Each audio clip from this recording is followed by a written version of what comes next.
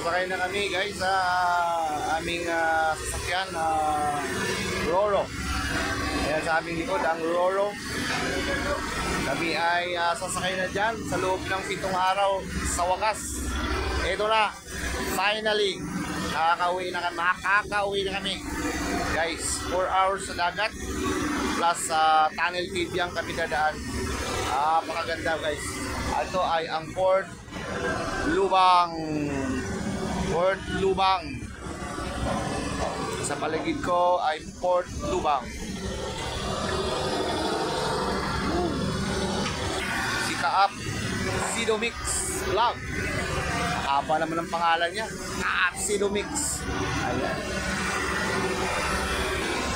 Inuuna mo lang isakay ang mga 4 wheels.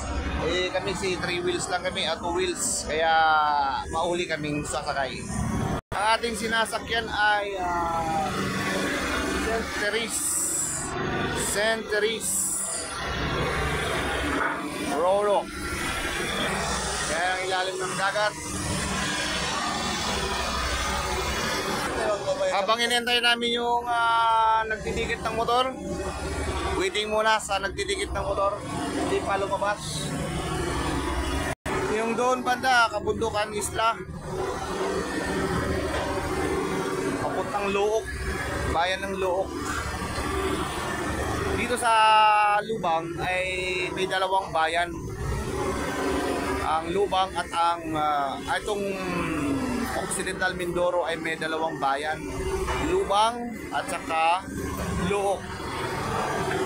So 2 ang mayor. Isang malaking isla ito na may airport.